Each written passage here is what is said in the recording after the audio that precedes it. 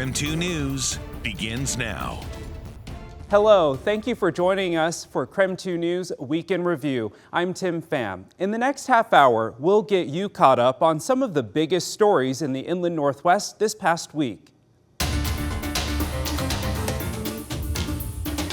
It was here on South Main Street where Maria Velez's mother was with her 2-month-old grandson, Cyrus Ezekiel, stopping in for a moment to check on something at her apartment. She stepped out of the car for just a few moments, where reports say the car was then stolen with Cyrus inside. My baby is missing. I need to go. I need to figure out where I need to go.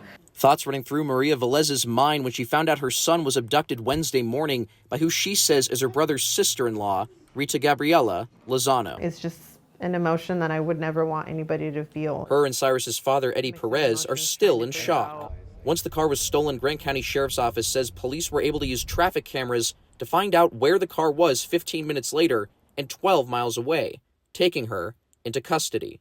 Grant County Sheriff's Office says Lozano, handcuffed in the back of a police vehicle, was able to crawl to the front of the police vehicle and drive away. She got half a mile away before authorities took her into custody again. After the family car and multiple cop cars were damaged, Cyrus wasn't harmed. What if he died? What if he passed away?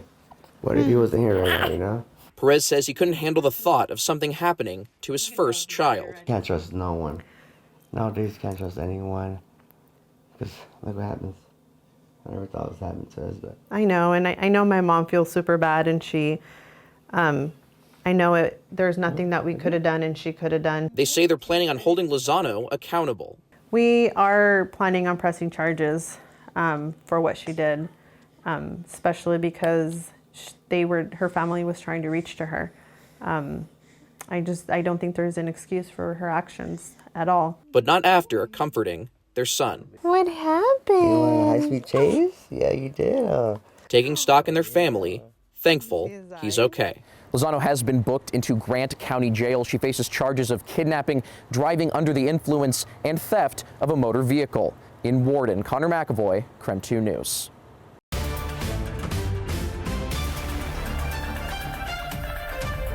We're only 3 weeks away from Election Day. Today, Dave Reichert and Bob Ferguson shared why they should be Washington's next governor and what they think of the latest poll numbers. Obviously, we're pleased with the poll results, but we take any poll with a grain of salt, right? But rather be ahead than behind. Come the Election Day, hopefully, millions of voters have spoken. And that's really the important poll, right? Still, 16% of respondents remain undecided about the race for Washington's governor. Both candidates shared what they think is the most critical difference between them. We can bring Washingtonians together. There's an opportunity here for us to have a moderate Republican governor who can work with a Democrat House and a Democrat Senate. We're facing many challenges as a state. We need someone who can come into the governor's office and be a change agent to make improvements on public safety, homelessness, affordability, but at the same time defending our core freedoms. How would you plan to engage with Eastern Washington residents? You know, just like I was the sheriff for all of King County, I will be, as I was the congressman for all of the 8th district, I will be the governor for everyone in Washington state. Does that come in the form of more often visits to Eastern Washington? Yeah, I think does you that got look to. like? Yeah, absolutely. I think you have to. It's not just visits, but you have to listen to people. First of all, I've lived and worked on both sides of the mountains. Number two, when I launched my campaign, I literally launched it in Spokane. My second stop was the Tri-Cities. Only then did I come to the west side of the mountains.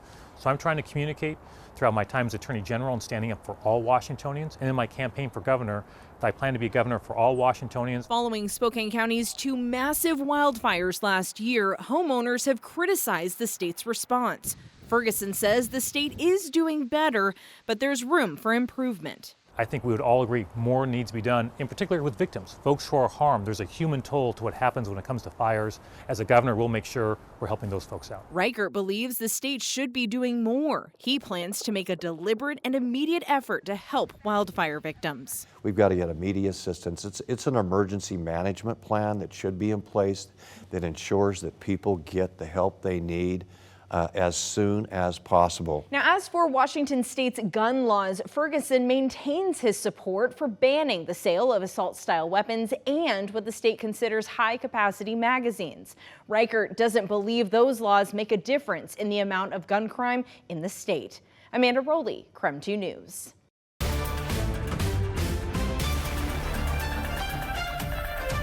Spokane NAACP hosted the second annual candidate forum with Commissioner Al French and his opponent, candidate Molly Marshall. Both were asked a series of questions by panelists regarding a variety of topics. Two that stood out were regarding the function of the Spokane County Jail and services for those who suffer from homelessness across the county. Both candidates were asked how they would work to decrease the jail population. Candidate Marshall says after visiting the jail, she believes looking into building a new one, as well as a new jail system with a focus on rehabilitation and reintegration services. Getting all the experts at the table to put together a plan that actually meets the needs of all.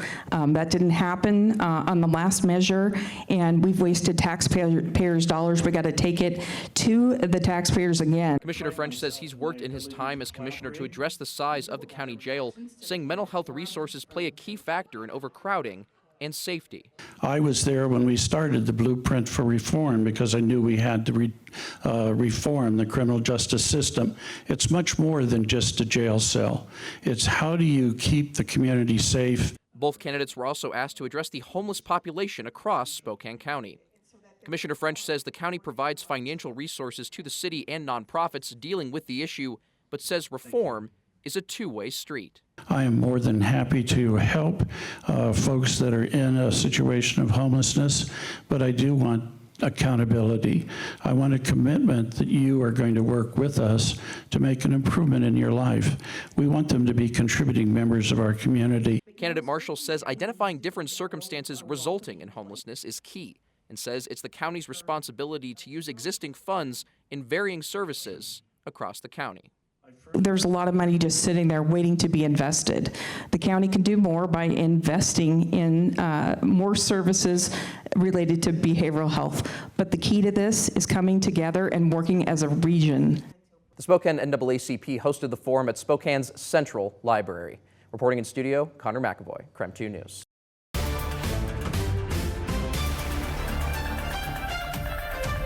The initiative Proposition 1 would repeal the state's partisan primary system and replace it with a top four primary system where all candidates seeking that office appear on one ballot and the top four vote earners advance to the general election. Candidates would be able to list their party affiliation, but it would not mean they represent the party. Candidates would also not be required to list party affiliation. This primary system would be used at elections for the U.S. Senate, the U.S. House of Representatives, state legislature, elective state office, and county elective office. Supporters say every registered voter should have the right to vote in a primary, not just those who identify as Republican or Democrat. Opponents say replacing the system with the top four primary is overly complicated and unnecessary. They claim all that's needed for independent voters to have a voice is to change the primary system to an open one. I'm KREM 2's Amanda Rowley. The voters pamphlet only tells you so much about our region's candidates. I am a big supporter of national security. So I don't plan on changing any abortion laws when I get to Congress. We all want to know more of who they are and what they stand for. So I get them to spill the tea. What is the most important thing you would want to tackle in Congress? Get more to every story. The Tea with Amanda Rowley begins streaming this week exclusively on KREM 2+.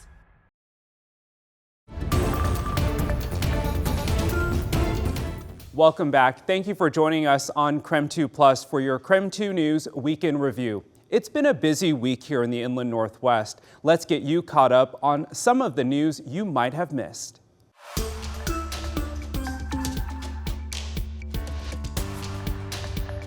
Whooping cough, otherwise known as pertussis, is not just surging here in our area, but across the country as a whole. That's why Spokane Regional Health District is doing everything they can to make sure that the community is educated to prevent more people from getting sick. You hear and see someone who is just gasping for air. You know, they can't breathe. You know, it's a very scary thing for a parent. Pertussis, otherwise known as whooping cough, is surging in eastern Washington and northern Idaho. According to stats from the CDC, as of October 12th, there were 902 reported cases in Washington state alone, which is a drastic difference from the 44 cases that were reported at this time in 2023. Idaho also saw a big spike this year with 408 cases compared to the 15 cases previously reported. This is really unusual. Spokane Regional Health District epidemiologist Mark Springer says that cases across the region started back in the spring and they've continued to grow over the last few months. Our cases of pertussis over the last, I would say 3 or 4 years have probably been under 10. As of October 16th, the Spokane Regional Health District has seen 84 cases of pertussis currently, with 17 of those just being in October alone. A communication manager for the Panhandle Health District says as of October 16th, the Panhandle has 245 cases of pertussis, which is close to 90 new cases since August. The CDC says if you end up getting whooping cough as an adult, it shows up as a mild cough, a fever, and a runny or stuffy nose for about a week or two. But the disease can be worse for younger children, leading to coughing fits that can result in vomiting. For babies a year or younger and those over the age of 65, whooping cough can lead to hospitalization or even death from not being able to breathe properly. The nice thing that we've seen recently is there's a lot of awareness around pertussis.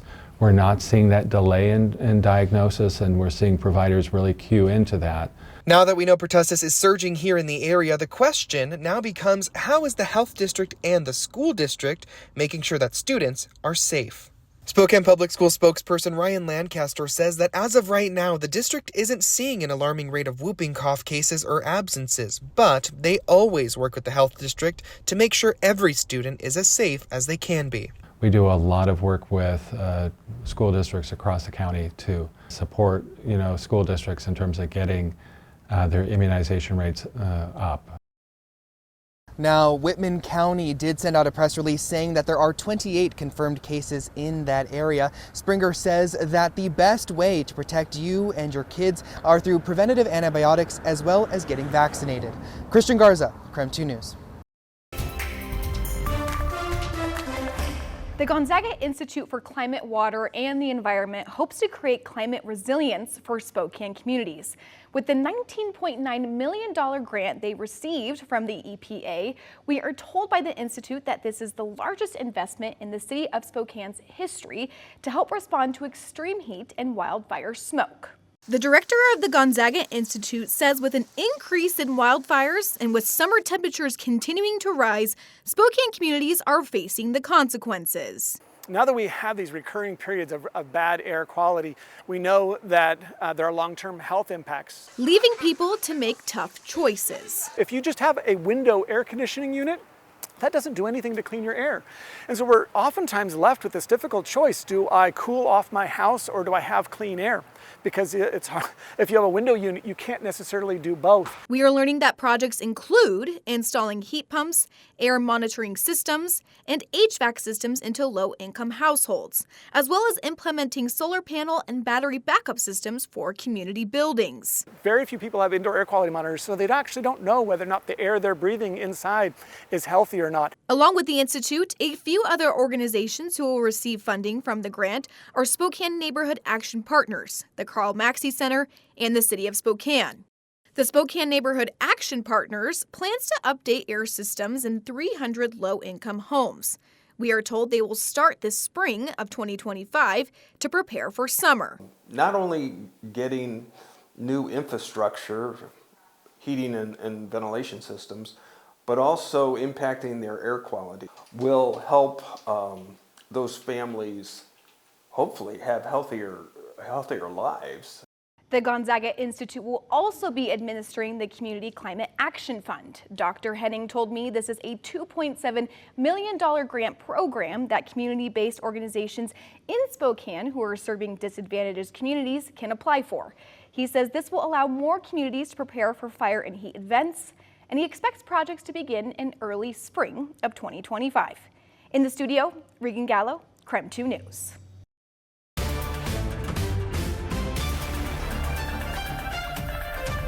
Initiative 2124 would allow employees and self-directed workers to opt out of coverage under WellCares, the state's long-term health care program. That program is paid for by a mandatory payroll tax and provides long-term health services, such as home health care or nursing home care, to qualifying individuals. Supporters say workers should have the choice to opt out of the program and may find private long-term care insurance a better deal. Opponents say millions of working Washingtonians are counting on the fund to pay for their care in case of injury, illness, or age, and voting yes would essentially repeal the program.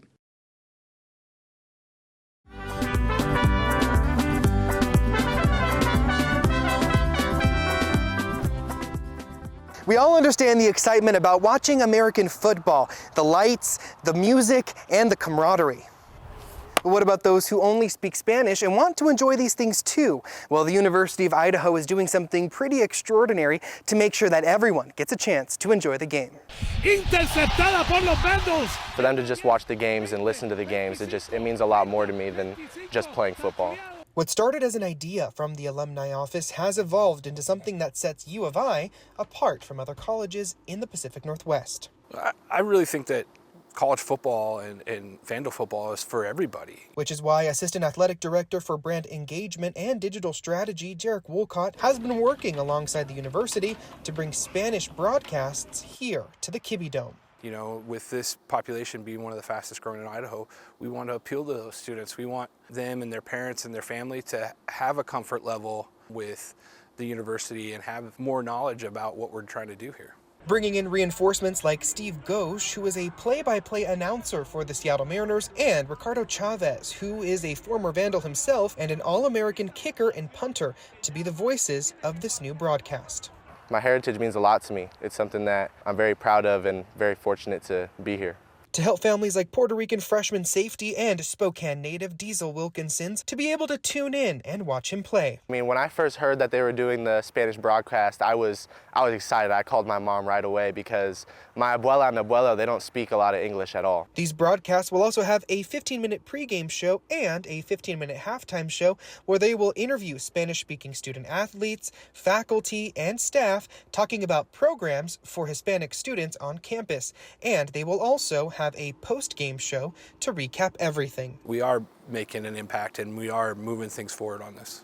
In the future, Wolcott hopes to broadcast all of the home games, but if you want to catch one of these Spanish broadcasts this year, they will be having 2 more on La Ponderosa 100.7 FM this month on the 19th and the 26th. I hope we continue to do it in the future. I know it definitely was exciting for me and my family, and I think it could help a lot of other people too. Christian Garza. Vamos Vandals! KREM 2 News.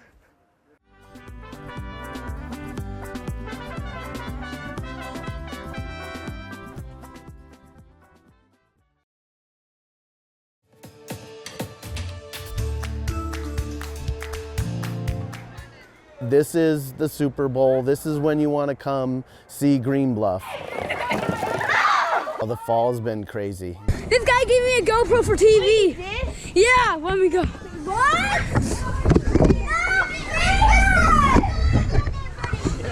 Jason Morrell, owner of Walter's Fruit Ranch. The fall is the most popular. It's the biggest thing for us at our farm. We basically make 70% of our yearly income in this 1 month. I think missing the fruits in the spring and stuff, that people have just been crazy to get out. We're breaking records this season. Hi, I'm Dave. I'm with KREM 2 News. Oh. Where am I? I'm lost. Oh, we're lost too. Okay. I think if you keep going this way, you'll make your way out. Okay, thank you. I just think that the maize is so awesome this year. The corn maze is a 3.5 acre maze that we plant in the spring. And I like to wait until the corn is totally come in before I map out the maze. So we don't know what the maze is going to be. The land kind of gives me the idea of how it should be. Depending on how thick the corn is in different areas, it just tells me where to go. I get out there with it's kind of like a weed whacker, but it has a saw blade on it, and we hand cut the paths. It takes about a month to cut. The weather's been phenomenal. I mean, there's no excuse to not come out, get a hot cider, some pumpkin donuts. Another kind of a new thing for this fall that's it's got a real good buzz about it is we're gonna do a drive-in movie theater here It's going to be on the 25th and the 26th, and the list goes on. The spring started off horrible with our peaches being froze out.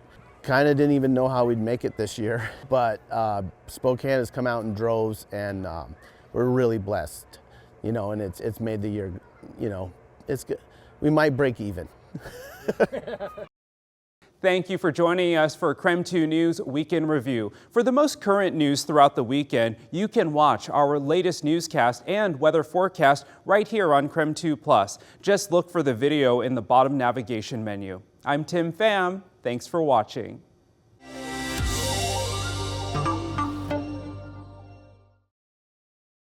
We want to know more about our candidates beyond the sound bites and the voters pamphlet. I get them to spill the tea so we can learn more about who they are and what they stand for. The Tea with Amanda Rowley, this week on KREM 2 News at 6, where you get more to every story.